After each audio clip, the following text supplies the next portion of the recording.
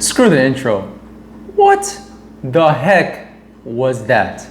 I'll give you guys some analysis on this game a little bit later in the video, but I just got to get something off my chest.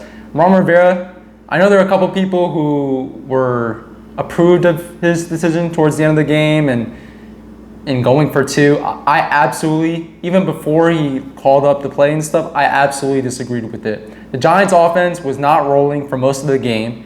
The reason why they were up on Washington was because of a touchdown off of a fumble recovery by their defense. And I don't understand why we just didn't kick the extra point and then keep going, right? And then see what we got on defense and then maybe even push it to overtime and see what our offense got, because our offense was sort of moving towards the end of the game. Even with that fumble, outside of that fumble, our offense was actually playing pretty better towards the end of the game. Kyle Allen was making some good throws and everybody was good on that offense. But yeah, I just don't agree with the decision. Now Washington is at 1-5 and I think firmly in last place in the division. If Dallas loses though, they're going to be 2-4 and just the game ahead still of Washington, which is absolutely insane. But I could care less about the division right now. I care about my football team, our football team, and how well it does, and it has not been performing up to par for the last couple of weeks. Ron Rivera, you guys know, if you've been watching my videos on this channel, I'm the most optimistic guy when it comes to Ron Rivera, and I'm still pretty hopeful about the future of this team, but Ron Rivera made a boneheaded decision towards the end of the game, in my opinion. I understand, you want to go for it, Riverboat Ron, and that works, a couple fourth downs over the course of the last couple of games, but I'm sorry, I'm the person who will kick the extra point and see what we got from there, but again, I understand where he was coming from. At the same time, I just don't think it was a smart decision. And there were a lot of bad decisions throughout the game. I'm not going to blame all of them on Ron Rivera, but Scott Turner definitely did not have his best games of play calling and stuff. And he hasn't been a great play caller for the Washington football team for the last couple of weeks. I think it's definitely time to ask about his job security. Washington is ranked, 31st or last? I believe last, especially after this game, in total offense in the National Football League. That is unacceptable, especially after last year we started maybe towards the middle of the pack, especially after last year when we also ended up about last place in the entire NFL in terms of offensive rankings and stuff. So that's completely unacceptable. I haven't seen this worse of a Washington Redskins / football team offense in my life in the last 12 months ever. I just haven't. It's been terrible the last 12 months. I don't even want to watch this team play, and I know a lot of us don't want to watch this team play. It's just that bad. I know our defense has improved from last year, and it did actually pretty much show up this week outside of some scramble runs by Daniel Jones, which was sort of inexplicable, right? Because he kept doing it, and the defense just couldn't stop him. I think other than that, the defense was actually pretty good today. The pass coverage was pretty good. Our boy, Kendall Fuller, Virginia Tech Hokie, who we signed to a $40 million extension, actually has been outplaying his contract, believe it or not. He has 4 interceptions in the last 3 games. Even less than that, I believe it's 2.5 games or something like that. So that's absolutely absurd, and he definitely needs to be up for all pro honors, if not strong consideration for Pro Bowl honors. He's just been balling out. Ryan Kerrigan had a sack. Cool, but other than that, he disappeared as he usually does, unfortunately. And trust me, I am a Ryan Kerrigan fan. I have his jersey. He was the only jersey I had for several years and stuff, but I'm sorry, I just gotta tell it how it is. It's time, guys. It's definitely time. Daniel Jones, again, just turned the defense around on a couple of scrambles and didn't have the best of passing games, but he had a really nice touchdown, which I can't really blame Fabian Moreau on that. He had pretty decent coverage, but he had a nice touchdown. Landon Collins was Landon Collins in that he's terrible in coverage still and okay in the box. And I don't know, man. At this point, why not just play him at the linebacker position, right? You're stuck with that contract. Why not play him at the linebacker position? He's just not a great safety. Shazer Everett had a boneheaded roughing, I think it was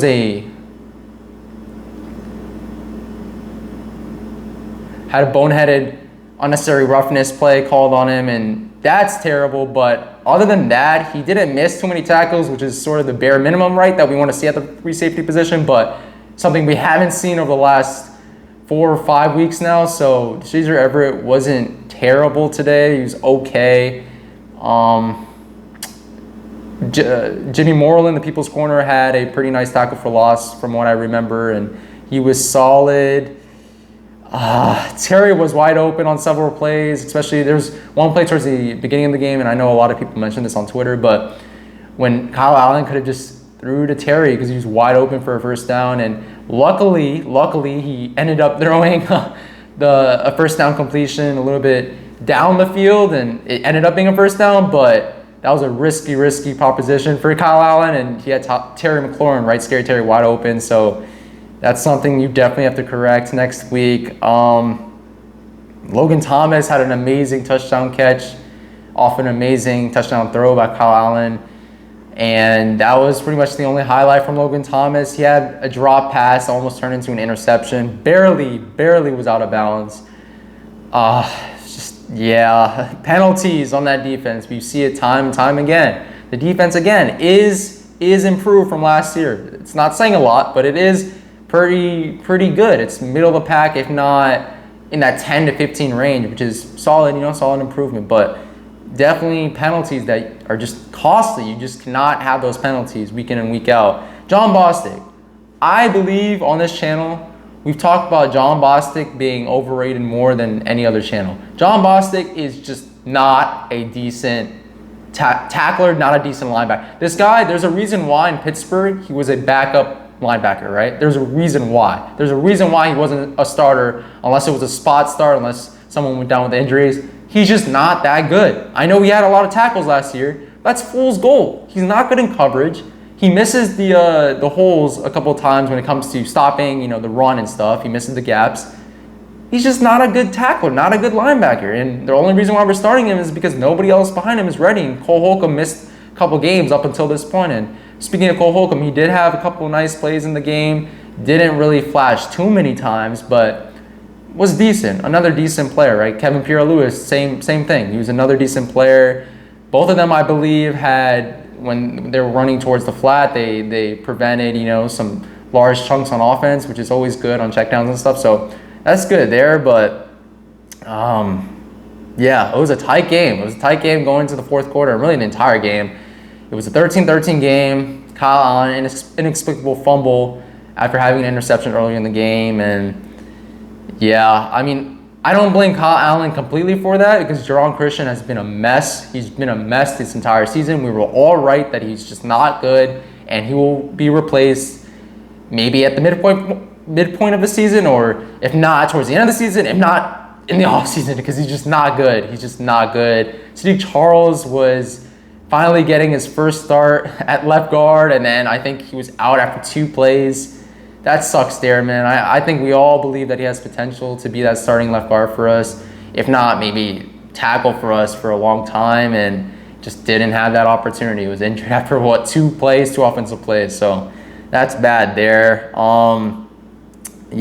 Scott Turner, again, I don't agree with a lot of his play calls. There was one play call which I believe was even more egregious than any of the other ones besides the last one, right?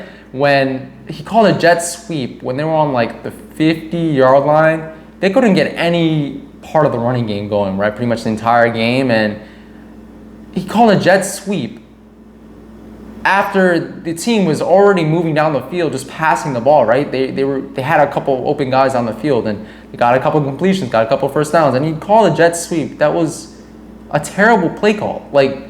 There was no room for Isaiah Wright to run. Speaking of Isaiah Wright, there was one play where he almost ran into the quarterback.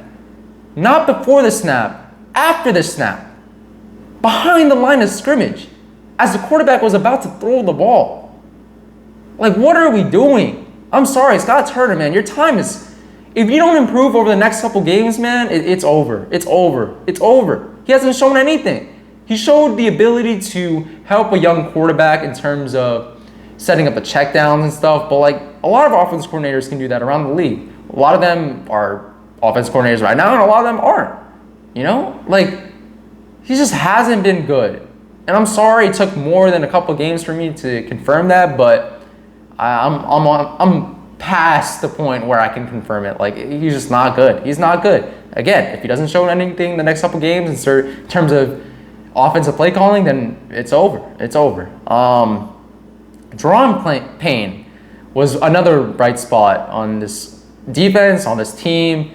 Outside of Kendall Fuller, he was very good throughout the entire game. Even the announcers kept mentioning him and mentioning how his hands were. We always knew this, but his hands were really good at the line of scrimmage, and I think he even tipped the pass, and he was just solid throughout the entire game and really showed us why he was a first-round pick. So for him, it's just about consistency. Jonathan Allen, it's just about consistency, and Matt Ioannidis, when he plays, obviously he's not going to, but it's just about consistency on the defensive line. Chase Young had a couple nice tackle for losses.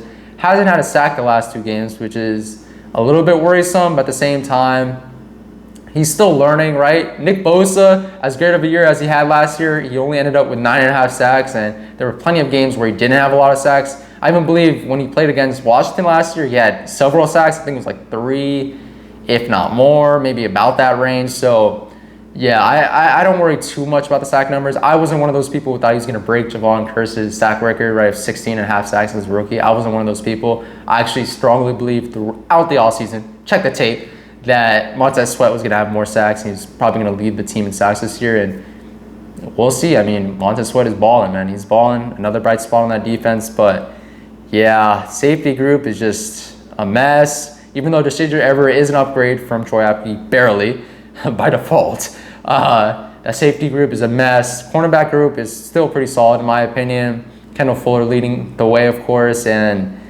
yeah, there was one drive, I believe, where we should have punched the ball into the end zone, but we ended up with a field goal, and it was a long drive. And how many times have we had that? Even with great offenses that we had under, at least in the beginning of Jay Gruden's stint here in DC, even with great offenses, we've always struggled in the red zone. We've always struggled. It doesn't matter how good the offense is as a whole, we've always struggled, and that has to be corrected right away. But yeah, man, I mean, these are supposed to be winnable games, and we didn't win the first winnable game, right? I don't know, man. I don't know. It's like whenever you think this team has reached rock bottom, it's a lie. No, there's still room to go down. Like, there's still room to get further and further towards rock bottom, because I fully believe we haven't reached that point yet. In terms of the team as a whole, right? In terms of like off the field and stuff, obviously we see improvements in the front office. We see improvements with the head coaching change. In my opinion, I still believe that's an improvement, and a lot of people are gonna jump for Ron Rivera's throat after this game, and I think they rightfully should criticize his late game decision making and all that. But at the same time, I still am. It's hard, but I'm still a believer in Ron Rivera. But yeah, I don't know, guys. There isn't much to say. We ended up losing the game 19-20 after a missed 2-point conversion, after a great throw by Kyle Allen to Cam Sims, I believe. I believe that was Cam Sims' first touchdown too, so kudos to him for getting to the game and producing this week. But I will end this video by saying, in my preview video, I did say that Washington was going to win in a close game. I believe it was like by 3 points or something, 24-21, and the game score didn't end up being that too far off, and Washington obviously did end up losing. But I did say in the preview video that the biggest determinant to Washington winning the game was Antonio Gibson. Antonio Gibson was going to have a semi-decent game, right? I'm not talking about a huge game. Then Washington had a very, very, very, very, very good chance of winning, and he didn't. He didn't have a great game. I don't blame all of it on him, because the Giants defensive line was pretty stout, but at the same time, J.D. McKissic did some good things, and we got to talk a little bit about Antonio Gibson not finding the right holes and stuff. Like, that might be a problem. I still believe he has all the potential in the world to be a great back in this league, but I think there's always room to criticize players on this team, and I don't think Antonio Gibson is an exception from that. Terry McLaurin didn't have a great game at all either. Again, a lot of it I don't blame on Terry McLaurin, because he was open several times, but Kyle Allen didn't find him. And James Bradbury, we talked about that extensively in the preview video. He's been locking down wide receivers the entire year. There's a reason why I did not start Terry McLaurin in fantasy this week, even though Yahoo Sports inexplicably projected him to have 13 points this week. I just didn't start him. I knew what we had in him. I knew what we had in the offense. more specifically, and I knew what the Giants had in the defense and that secondary, and James Bradbury balling out, someone who I know we were looking into in the offseason. Another person we were looking into the offseason, at least fans, right? I don't know about the team. Logan Ryan, right? Logan Ryan, a lot of us, including myself, I know Pedro Smith was on top of this from the very beginning, wanted Logan Ryan. We knew that he gave up some big plays in coverage, but at the same time, he's just a baller. He's a dude, as Chase Young likes to say. And he balled out today. He had several tackles and just made great plays, right? I know we did give Kendall Fuller some big money, but at the same time, Logan Ryan didn't come at a huge expense, and we could have afforded it at least on a one-year deal, right? So I know he's getting older, but at the same time, yeah, you just need as many defensive backs, quality defensive backs as you can have, especially in this pass-heavy offense, pass-heavy NFL, and several pass-heavy offenses around the league. So yeah, that's it for this video, guys. I believe it's a little bit longer actually, but yeah, man, 1 in 5, 1 in 5, 1 in 5. Yeah.